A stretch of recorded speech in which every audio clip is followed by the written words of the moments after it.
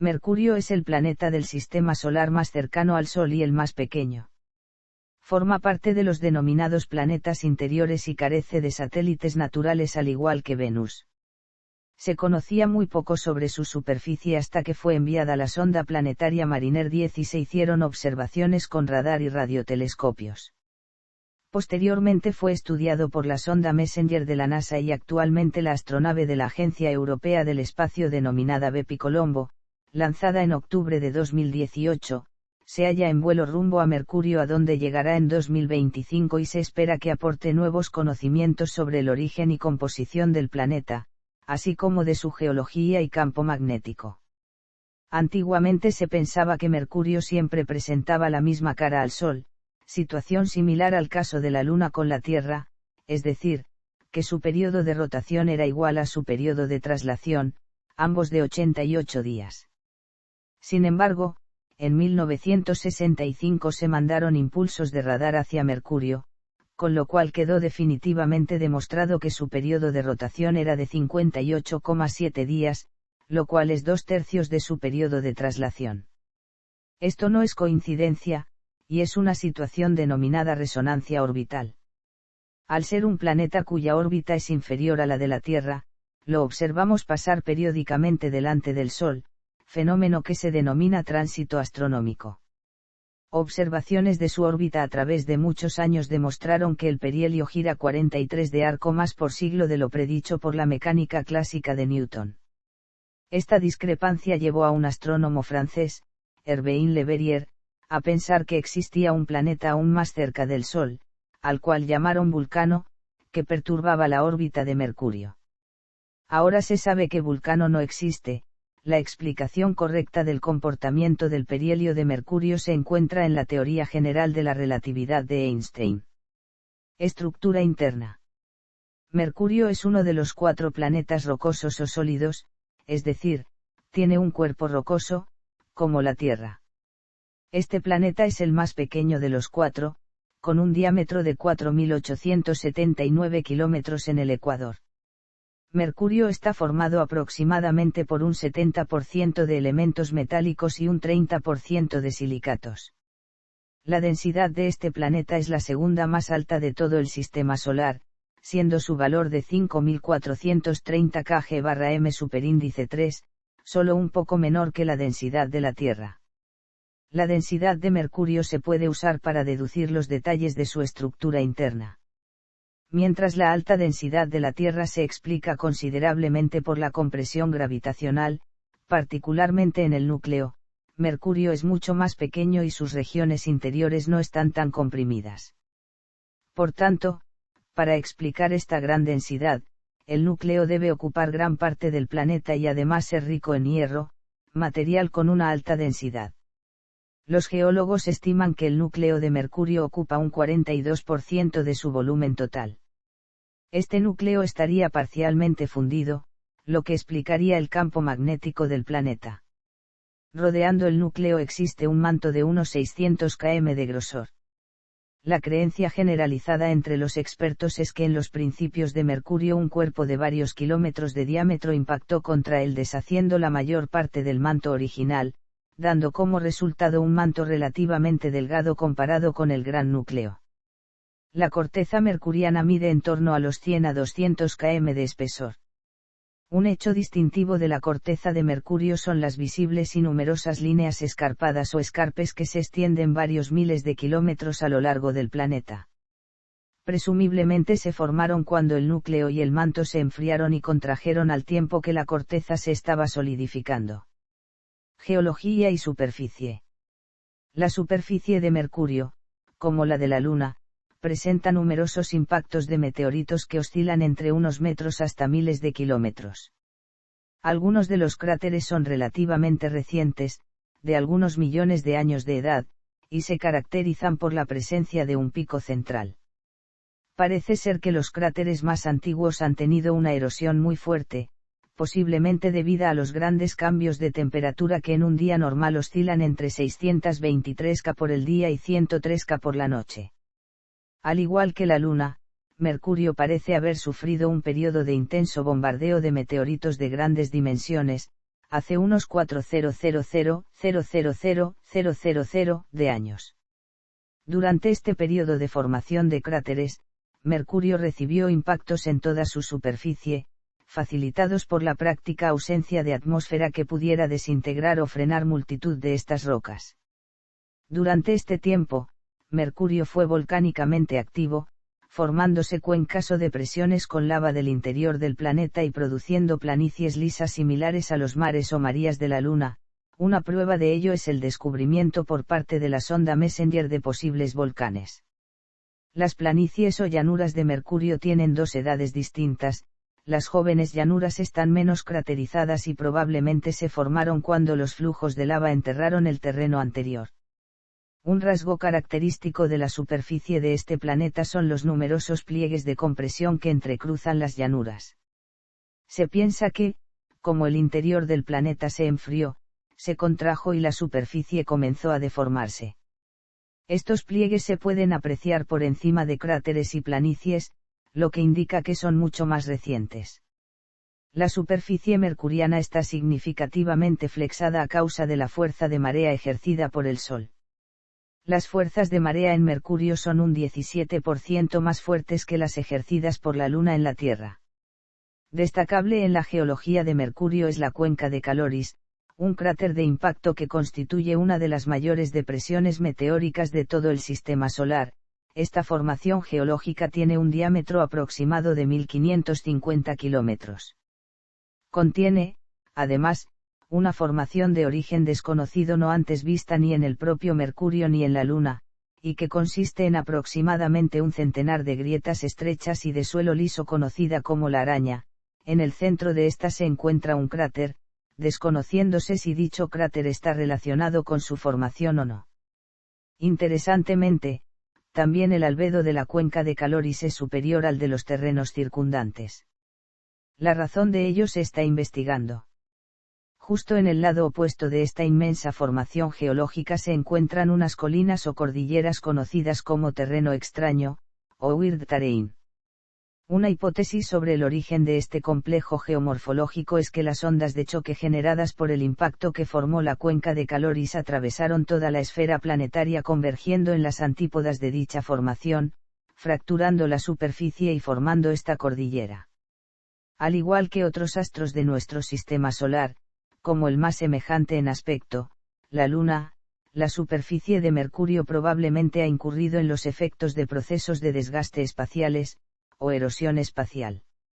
El viento solar e impactos de micrometeoritos pueden oscurecer la superficie, cambiando las propiedades reflectantes de esta y el albedo general de todo el planeta. A pesar de las temperaturas extremadamente altas que hay generalmente en su superficie, observaciones más detalladas sugieren la existencia de hielo en Mercurio. El fondo de varios cráteres muy profundos y oscuros cercanos a los polos que nunca han quedado expuestos directamente a la luz solar tienen una temperatura muy inferior a la media global. El hielo es extremadamente reflectante al radar, y recientes observaciones revelan imágenes muy reflectantes en el radar cerca de los polos. El hielo no es la única causa posible de dichas regiones altamente reflectantes, pero sí la más probable. Se especula que el hielo tiene solo unos metros de profundidad en estos cráteres, conteniendo alrededor de 1 tonelada de esta sustancia. El origen del agua helada en Mercurio no es conocido a ciencia cierta, pero se especula que o bien se congeló de agua del interior del planeta o vino de cometas que impactaron contra el suelo. Magnetosfera. El estudio de la interacción de Mercurio con el viento solar ha puesto en evidencia la existencia de una magnetosfera en torno al planeta. El origen de este campo magnético no es conocido. En 2007, observaciones muy precisas realizadas desde la Tierra mediante radar, demostraron un bamboleo del eje de rotación compatible solo con un núcleo del planeta parcialmente fundido. Un núcleo parcialmente fundido con materiales ferromagnéticos podría ser la causa de su campo magnético. La intensidad del campo magnético es de 220 nt. Órbita y rotación. La órbita de Mercurio es la más excéntrica entre todos los planetas que orbitan el Sol. La distancia de Mercurio al Sol varía en un rango entre 46,000,000 y 70,000,000 de kilómetros. Tarda 88 días terrestres en dar una traslación completa. La inclinación de su plano orbital con respecto al plano de la eclíptica es de 7 grados. En la imagen anexa se ilustran los efectos de la excentricidad, mostrando la órbita de Mercurio sobre una órbita circular que tiene el mismo semieje. La elevada velocidad del planeta cuando está cerca del perihelio hace que cubra esta mayor distancia en un intervalo de solo 5 días. El tamaño de las esferas, inversamente proporcional a la distancia al Sol, es usado para ilustrar la distancia variable heliocéntrica. Esta distancia variable al Sol, combinada con la rotación planetaria de Mercurio de 3,2 alrededor de su eje, resulta en complejas variaciones de la temperatura de su superficie, pasando de los 185 grados C durante las noches hasta los 430 grados durante el día. La inclinación de su eje de rotación respecto del eje perpendicular a su plano orbital es de tan solo 0,01 grados, unas 300 veces menos que la de Júpiter, que es el segundo planeta en esta estadística con 3,1 grados. De esta forma, un observador en el ecuador de Mercurio durante el mediodía local nunca vería el Sol más que 0,01 grados al norte o al sur del cenit. Análogamente, en los polos el centro del Sol nunca pasa más de 0,01 grados por encima del horizonte. Amanecer doble. En Mercurio existe el fenómeno de los amaneceres dobles, cuando el Sol se hila aproximadamente 2/3 de su tamaño, se detiene, se esconde nuevamente casi exactamente por donde salió y luego vuelve a salir para continuar su recorrido por el cielo. Esto solo ocurre en algunos puntos de la superficie. A centésimo octogésimo de longitud de estos lo que se observa es un doble anochecer. Debido al mismo mecanismo, en el resto del planeta se observa que el Sol aparentemente se detiene en el cielo y realiza un movimiento de retroceso. Esto se debe a que aproximadamente 4 días terrestres antes del perihelio, la velocidad angular orbital de Mercurio iguala a su velocidad angular de rotación, lo que hace que el movimiento aparente del Sol cese. Se invierta el movimiento durante los 8 días seguidos en los que la velocidad angular orbital es superior a la de rotación, y finalmente 4 días después del perihelio el Sol vuelva a detenerse y recuperar su sentido de movimiento inicial. Justo en el perihelio es cuando la velocidad angular orbital de Mercurio excede en mayor magnitud a la velocidad angular de rotación, y es entonces cuando la velocidad aparente de retroceso del Sol es la máxima. Avance del perihelio. El avance del perihelio de Mercurio fue observado por primera vez en el siglo XIX al ver la lenta precesión de la línea de los ábsides de la órbita del planeta alrededor del Sol, la cual no conseguía ser explicada completamente por las leyes de Newton ni por perturbaciones de planetas conocidos. Se conjeturó entonces que otro planeta desconocido en una órbita más interior al Sol era el causante de estas perturbaciones. El éxito de la búsqueda de Neptuno a consecuencia de las perturbaciones orbitales de Urano hicieron poner mucha fe a los astrónomos para esta hipótesis. A este hipotético planeta desconocido se le denominaría planeta Vulcano. Sin embargo, a comienzos del siglo XX, la teoría general de la relatividad de Albert Einstein explicó completamente la precesión observada, descartando al inexistente planeta. El efecto en el avance del perihelio mercuriano es muy pequeño, apenas de 42,98 segundos de arco por siglo, por lo que necesita más de 12.500.000 órbitas para exceder una vuelta completa.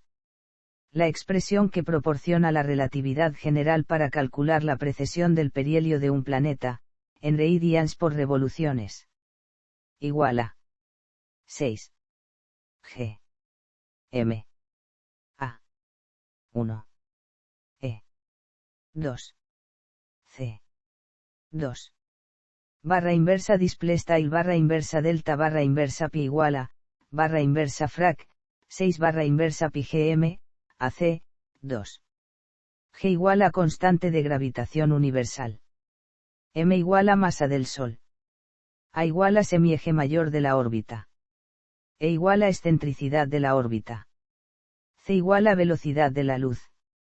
Esta expresión proporciona 42,98 de arco por siglo para Mercurio y valores mucho menores para el resto de planetas, dando 8,52 arcosegundos por siglo para Venus, 3,84 para la Tierra, 1,35 para Marte, y 10,05 para el asteroide de tipo Apolo Ícaro.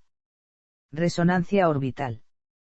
Durante muchos años se pensó que la misma cara de Mercurio miraba siempre hacia el Sol, de forma sincrónica, similar a cómo lo hace la Luna respecto a la Tierra. No fue sino hasta 1965 cuando observaciones por radio descubrieron una resonancia orbital de 2, 3, rotando 3 veces cada 2 años mercurianos. La excentricidad de la órbita de Mercurio hace esta resonancia estable en el perihelio. Cuando la marea solar es más fuerte, el Sol está todavía en el cielo de Mercurio. La razón por la que los astrónomos pensaban que Mercurio giraba de manera sincrónica era que siempre que el planeta estaba en mejor posición para su observación, mostraba la misma cara. Ya que Mercurio gira en un 3,2 de resonancia orbital, un día solar son unos 176 días terrestres. Un día sideral es de unos 58,6 días terrestres. Simulaciones orbitales indican que la excentricidad de la órbita de Mercurio varía caóticamente desde 0 a 0,47 a lo largo de millones de años. Esto da una idea para explicar la resonancia orbital mercuriana de 2, 3, cuando lo más usual es 1, 1, ya que esto es más razonable para un periodo con una excentricidad tan alta. Observación en el cielo y tránsito de Mercurio. La magnitud aparente de Mercurio varía entre 2,0 y 5,5. La observación de Mercurio es complicada por su proximidad al Sol, perdido en el resplandor de la estrella madre durante un periodo muy grande. Mercurio solo se puede observar por un corto periodo durante el crepúsculo de la mañana o de la noche. El telescopio espacial Hubble no puede observar Mercurio, ya que por procedimientos de seguridad se evita un enfoque tan cercano al Sol. Observación de las fases mercurianas. Como la Luna, Mercurio exhibe fases vistas desde la Tierra, siendo nueva en conjunción inferior y llena en conjunción superior. El planeta deja de ser invisible en ambas ocasiones por la virtud de este ascenso y ubicación acuerdo con el Sol en cada caso. La primera y última fase ocurre en máxima elongación este y oeste, respectivamente, cuando la separación de Mercurio del rango del Sol es de 18,5 grados en el periastro y 28,3 en el apoastro. En máxima elongación oeste, Mercurio se eleva antes que el Sol y en la este después que el Sol. Mercurio alcanza una conjunción inferior cada 116 días de media, pero este intervalo puede cambiar de 111 a 121 días por la excentricidad de la órbita del planeta. Este periodo de movimiento retrógrado visto desde la Tierra puede variar de 8 a 15 días en cualquier lado de la conjunción inferior. Esta larga variación de tiempo es consecuencia también de la elevada excentricidad orbital. Mercurio es más fácil de ver desde el hemisferio sur de la Tierra que desde el hemisferio norte. Esto se debe a que la máxima elongación del oeste posible de Mercurio siempre ocurre cuando es otoño en el hemisferio sur, mientras que la máxima elongación del este ocurre cuando es invierno en el hemisferio norte. En ambos casos, el ángulo de Mercurio incide de manera máxima con la eclíptica, permitiendo elevarse varias horas antes que el Sol y no se pone hasta varias horas después del ocaso en los países situados en latitudes templadas del hemisferio sur, como Argentina y Nueva Zelanda. Por contraste, en las latitudes templadas del hemisferio norte, Mercurio nunca está por encima del horizonte en más o menos a medianoche. Como muchos otros planetas y estrellas brillantes, Mercurio puede ser visto durante un eclipse solar. Además, Mercurio es más brillante visto desde la Tierra cuando se encuentra entre la fase creciente o la menguante y la llena. Aunque el planeta está más lejos en ese momento que cuando está creciente, el área iluminada visible mayor compensa esa mayor distancia. Justo al contrario que Venus, que aparece más brillante cuando está en cuarto creciente, porque está mucho más cerca de la Tierra. Tránsito de Mercurio. El tránsito de Mercurio es el paso, observado desde la Tierra, de este planeta por delante del Sol. La alineación de estos tres astros produce este particular efecto, solo comparable con el tránsito de Venus. El hecho de que Mercurio esté en un plano diferente en la eclíptica que nuestro planeta hace que solo una vez cada varios años ocurra este fenómeno. Para que el tránsito se produzca, es necesario que la Tierra esté cerca de los nodos de la órbita. La Tierra atraviesa cada año la línea de los nodos de la órbita de Mercurio el 8 a 9 de mayo y el 10 a 11 de noviembre. Si para esa fecha coincide una conjunción inferior habrá paso. Existe una cierta periodicidad en estos fenómenos aunque obedece a reglas complejas. Es claro que tiene que ser múltiplo del periodo sinódico. Mercurio suele transitar el disco solar un promedio de unas 13 veces al siglo en intervalos de 3, 7, 10 y 13 años. Estudio de Mercurio. Astronomía antigua. Las primeras menciones conocidas de Mercurio, hechas por los sumerios, datan del tercer milenio AC. Los babilonios hicieron igualmente nuevas observaciones sobre el planeta, denominándolo como Nabu o Nebu, el mensajero de los dioses en su mitología. Los observadores de la antigua Grecia llamaron al planeta de dos maneras, Apolo cuando era visible en el cielo de la mañana y Hermes cuando lo era al anochecer. Sin embargo, los astrónomos griegos se dieron cuenta de que se referían al mismo cuerpo celeste, siendo Pitágoras el primero en proponer la idea. Estudio con grandes telescopios. Las primeras observaciones con telescopio de Mercurio datan de Galileo en el siglo XVII. Aunque él observara las fases planetarias cuando miraba a Venus, su telescopio no era lo suficientemente potente para distinguir las fases de Mercurio. En 1631, el polímata francés Pierre Gassendi realizó las primeras observaciones del tránsito de Mercurio cruzando el Sol cuando vio el tránsito de Mercurio predicho por Johannes Kepler. En 1639, Giovanni Zuppi usó un telescopio para descubrir que el planeta tenía una fase orbital similar a la de Venus y la Luna. La observación demostró de manera concluyente que Mercurio orbitaba alrededor del Sol. Un hecho extraño en la astronomía es que un planeta pase delante de otro, visto desde la Tierra. Mercurio y Venus se ocultan cada varios siglos, y, el 28 de mayo de 1737, ocurrió el único e histórico registrado. El astrónomo que lo observó fue John Bevis en el Real Observatorio de Greenwich. La próxima ocultación ocurrirá en el año 2133. En 1800, el astrónomo alemán Johannes Trotter pudo hacer algunas observaciones de la superficie, pero erróneamente estimó que el planeta tenía un periodo de rotación similar a la terrestre, de unas 24 horas. En la década de 1880, Giovanni Schiaparelli realizó un mapa de Mercurio más correcto, y sugirió que su rotación era de 88 días, igual que su periodo de traslación. La teoría por la cual la rotación de Mercurio era sincrónica se hizo extensamente establecida, y fue un giro de 180 grados cuando los astrónomos mediante observaciones de radio en los años 1960 cuestionaron la teoría.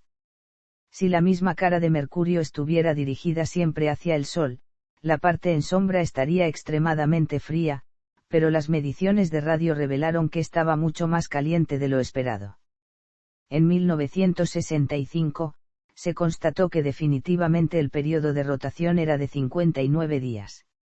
El astrónomo italiano Giuseppe Colombo notó que este valor era sobre 2/3 partes del periodo orbital de Mercurio, y propuso una forma diferente de la fuerza de marea que hizo que los periodos orbitales y rotatorios del planeta se quedasen en 3, 2 más bien que en 1, 1. Más tarde, la Mariner 10 lo confirmó. Las observaciones por grandes telescopios en Tierra no arrojaron mucha luz sobre este mundo difícil de ver, y no fue hasta la llegada de sondas espaciales que visitaron Mercurio cuando se descubrieron y confirmaron grandes e importantes propiedades del planeta. No obstante, recientes avances tecnológicos han llevado a observaciones mejoradas.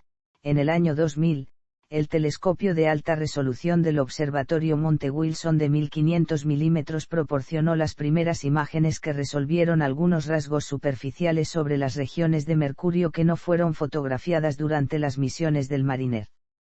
Imágenes recientes apuntan al descubrimiento de una cuenca de impacto de doble anillo más largo que la cuenca de Caloris, en el hemisferio no fotografiado por la Mariner.